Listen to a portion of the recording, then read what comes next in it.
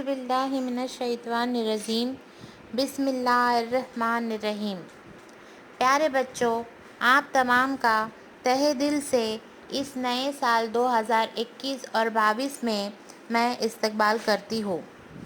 अल्लाह ताला आपको ढेर सारी कामयाबी अता करे। आज हम हमारी 9th स्टैंडर्ड की फर्स्ट पोएम का आगाज़ करने जा रहे हैं, जिसका नाम है वॉक अ लिटिल स्लोअर। ये यूनिट 1 की हमारी पहली पोएम है।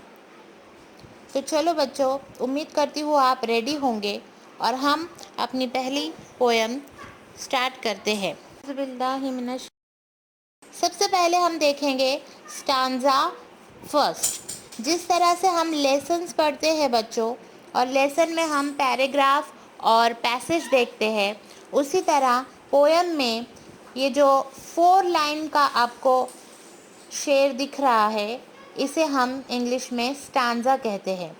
इस पोएम में आप देख रहे होंगे कि देयर आर 4 स्टांजा। यहाँ पर आपको 4 स्टांजा दिए गए हैं और हम एक एक कर जो है इसे देखेंगे। तो सबसे पहले हम देखने जा रहे हैं stanza first. Walk a little slower daddy, said a little child so small. I am following in your footsteps and I don't want to fall. अब बच्चों यहाँ पर आप देख सकते हैं नीचे अल्फाज मायने भी। वॉक का मतलब है चलना, लिटिल छोटा सा, स्लोअर आहिस्ता, स्मॉल छोटा। आई एम का यहाँ पर शॉर्ट फॉर्म इस्तेमाल किया गया है बच्चों, आप देख रहे हैं। फॉलोइंग पैरवी करना, पीछा करना। फुटस्टेप्स नक्शे कदम। तो यहाँ पर walk a little slower daddy, said a little child so small. एक बिल्कुल छोटा सा लिटिल चाइल्ड जो है, एक छोटा सा बच्चा अपने वालिद से बड़े ही मोहब्बत भरे अंदाज में दरख्वास्त कर रहा है कि वो आहिस्ता चले। ये ना सिर्फ चलने का बल्कि इस माशरे में, इस दुनिया में रहने का तरीका भी समझने के बारे में है। ये बच्चा चाहता है कि उसके वालिद बिल्कुल आहिस्ता चले ताकि वो अपने वालिद के नक्शे कदम पर चल सके। I am following in your footsteps and I don't want to fall.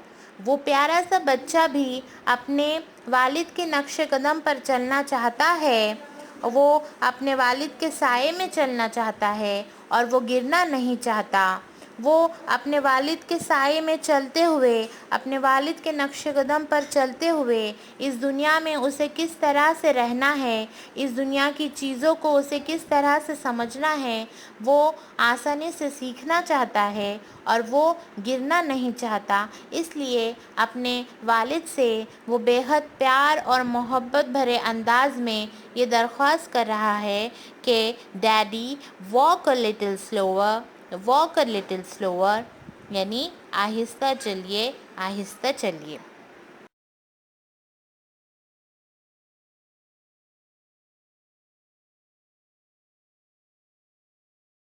तो बच्चों, अब हम इस पोएम का सेकंड स्टांजा देख रहे हैं, जिसमें एक लिटिल चाइल्ड कह रहा है, sometimes your steps are very fast, sometimes they are hard to see, so walk a little slower daddy, for you are leading me.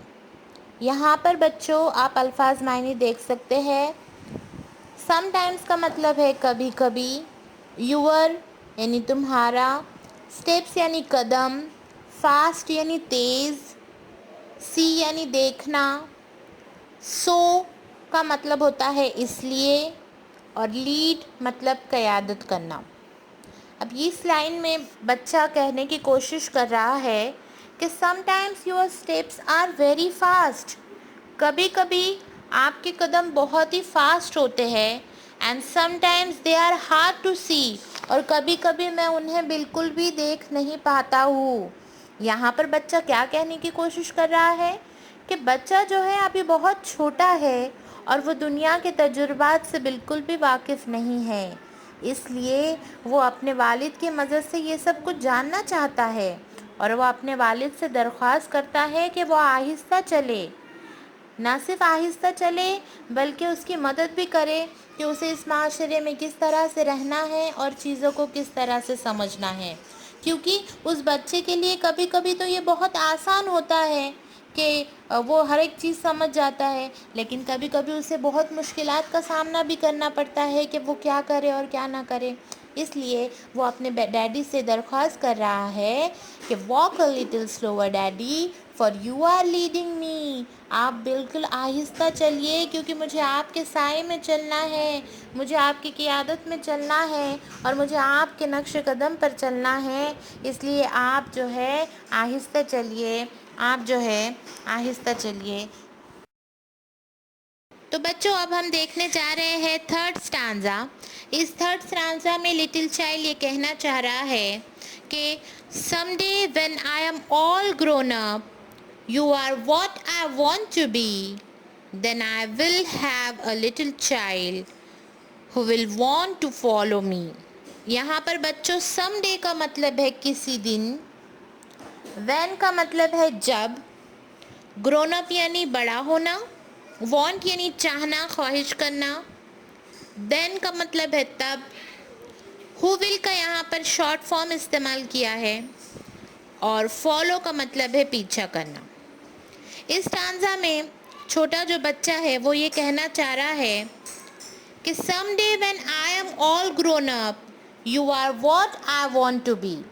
यहाँ पर बच्चा अपने मुस्तकबिल का तस्वुर करता है और वो ये कहता है कि फ्यूचर में जो है वो जब बड़ा हो जाएगा और जैसा उसके वालिद चाहते हैं वैसा वो बन जाएगा, क्योंकि वो अपने वालिद के ही तरह से बनना चाहता है, वो अपने वालिद के जैसा ही बनना चाहता है, क्योंकि उसे पता है कि मेरे वालिद बिल्कुल सही है और वो बड़ा होकर बिल्कुल अपने वालिद की तरह ही बनना चाहता है।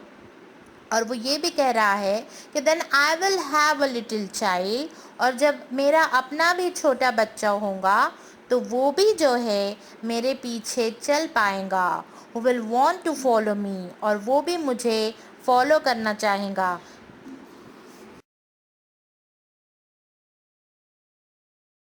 और अब इस नज़्म का आखिरी स्टांजा जो कि फोर्थ स्टांजा है, यहाँ पर जो है लिटिल चाइल्ड कुछ इस तरह से कह रहा है, and I would want to lead just right and know that I was true. So walk a little slower, Daddy, for I must follow you। यहाँ पर right का मतलब है बच्चों दुरुस्त सही, true का मतलब है हकीकी और follow का मतलब है पीछा करना।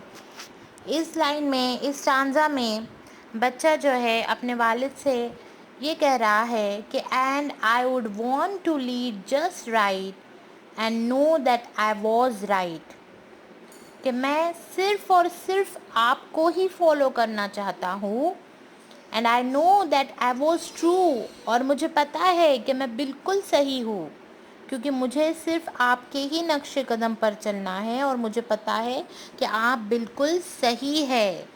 इसलिए सो walk a little slower daddy, आप बिल्कुल आहिस्ता चलिए, for I must follow you, क्योंकि मैं सिर्फ़ और सिर्फ आपको ही फॉलो करना चाहता हूँ।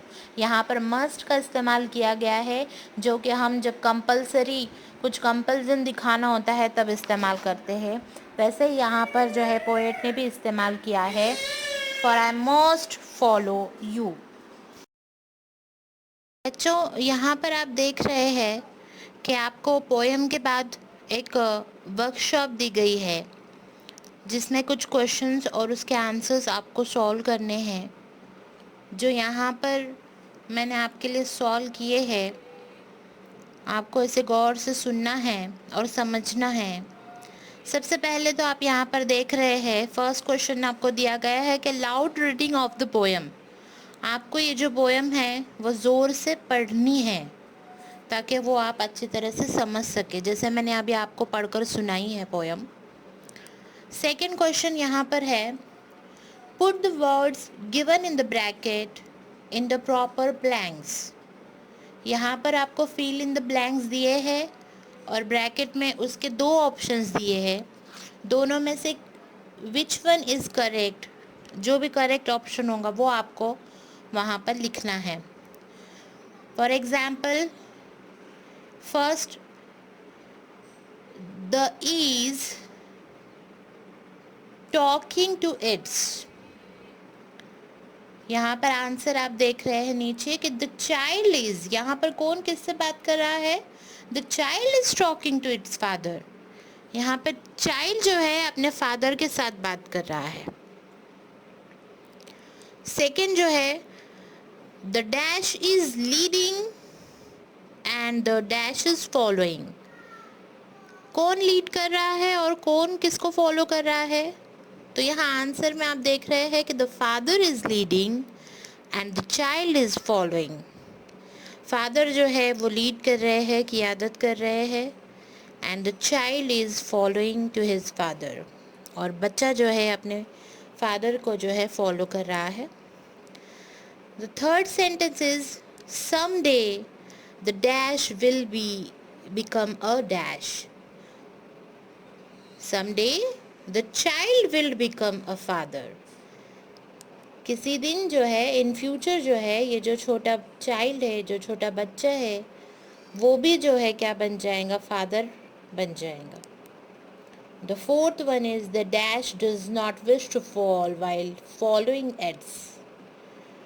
ये जो बच्चा है वो नहीं गिरना चाहता, राइट? क्योंकि बच्चा ही अपने फादर को फॉलो कर रहा है. इसलिए फोर्थ का आंसर जो है, the child does not wish to fall while following its father. अपने फादर को फॉलो करते वक्त जो है बच्चा जो है गिरना नहीं चाहता. थर्ड क्वेश्चन यहाँ पर दिया है बच्चों, find and right pairs of rhyming words from the poem.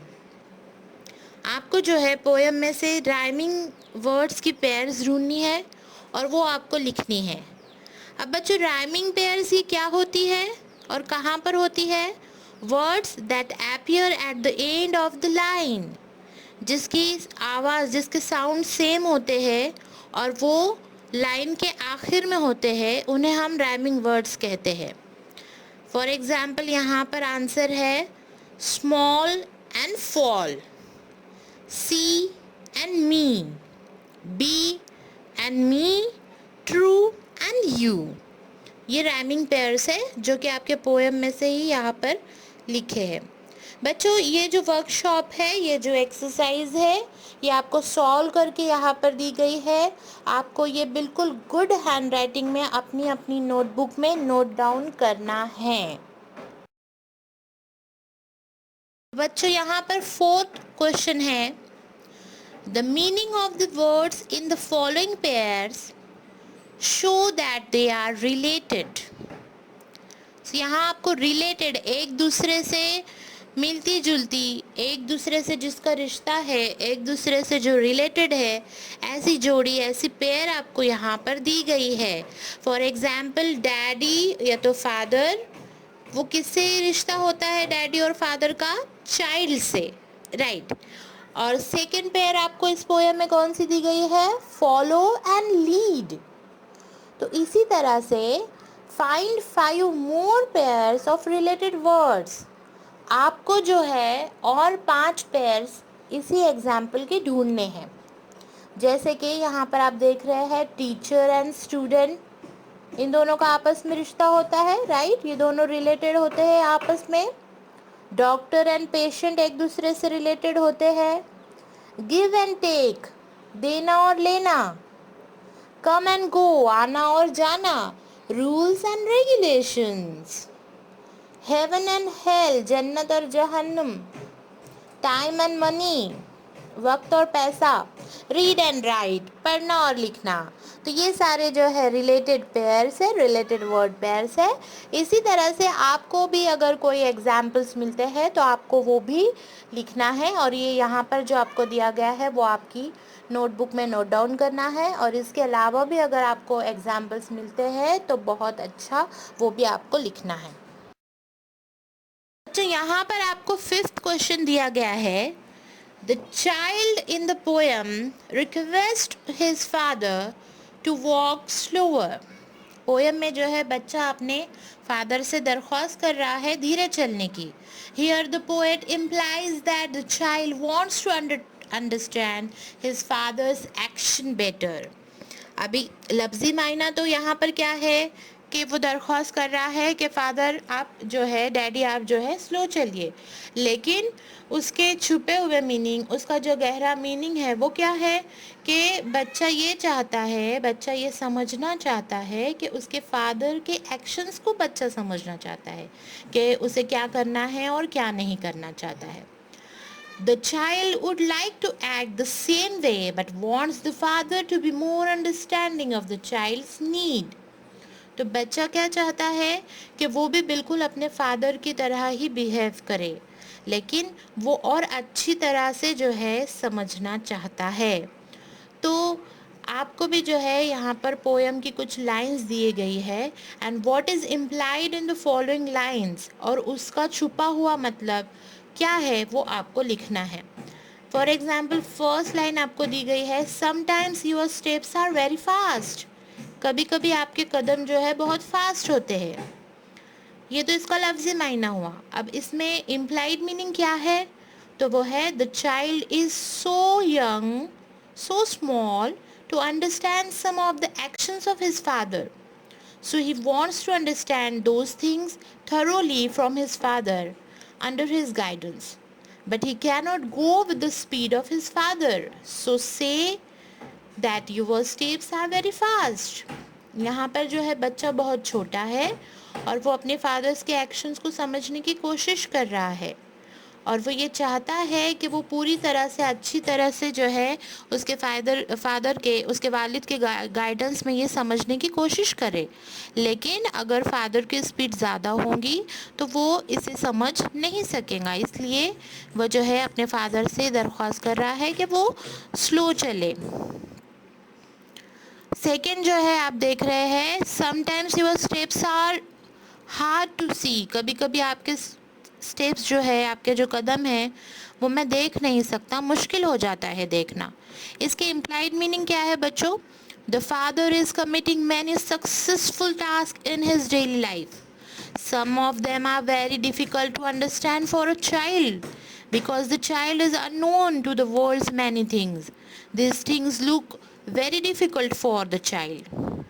क्योंकि कभी कभी फादर जो है बहुत सारी जो है कामयाब चीज़ें, कामयाब काम जो है अपनी डेली लाइफ में, रोज़ाना की ज़िंदगी ने वालिद ने कर चुके हैं बहुत अच्छे अच्छे काम, लेकिन चूँकि बच्चा अभी बहुत छोटा है तो वो उन्हें अच्छी तरह से समझ नहीं पा रहा, उसके लिए बड़ी मुश्किल होती है. कुछ काम तो ऐसे होते हैं जो बहुत जल्दी वो समझ में आ जाते हैं उसके, लेकिन कुछ ऐसी बातें होती है जो उसके लिए बड़ी मुश्किल होती है. इसलिए यहाँ पर इस लाइन में बच्चा कह रहा है कि sometimes your steps are hard to see. कभी कभी आपके एक्शंस जो है मेरी समझ में नहीं आते हैं. थर्ड जो यहाँ पे लाइन दी गई है वो है, I would want to lead just right, कि मैं बिल्कुल आपको ही जो है आपको ही फॉलो करना चाहता हूँ. तो यहाँ पर इम्प्लाइड मीनिंग क्या है, today when he follows his father he knows that his father is on the right path only, and this will lead his father on the right track and right path which he has learned from his father. कि आज जो है उस little child को, उस छोटे बच्चे को ये पता है कि मेरे फादर जो है, मेरे वालिद ही है जो सही रास्ते पर चल रहे हैं और मुझे सिर्फ उनको ही फॉलो करना है और उनको फॉलो करके ही मुझे मेरा फ्यूचर बनाना है और मुझे मेरे फ्यूचर तक उन्हें ही फॉलो करना है. नेक्स्ट लाइन है, and know that I was true, और मुझे पता है कि मैं सही था. इम्प्लाइड मीनिंग क्या है इस लाइन का बच्चों, the child is so sure about the future. Child जो है फ्यूचर के बारे में बिल्कुल श्योर है, फ्यूचर लाइफ के बारे में. Where he thinks that he will lead better and virtuous life become. Today he is learning many right and moral things from his father. It shows the belief of the child in his father. यहाँ पर जो है उस बच्चे को कितना मजबूत भरोसा है अपने फादर पर कि वो ही बिल्कुल सही है और उनसे ही वो सही चीज़ें और मॉरल थिंग्स सीख सकता है, और उसे पता है कि मैं बिल्कुल सही हूँ कि मैं अपने फादर को फॉलो कर रहा हूँ। तो ये भी आपको अपनी नोटबुक में जो है नोट डाउन करना है बच्चों, और अच्छी तरह से आप ये पोएम समझ गए होंगे ऐसी उम्मीद करती हूँ।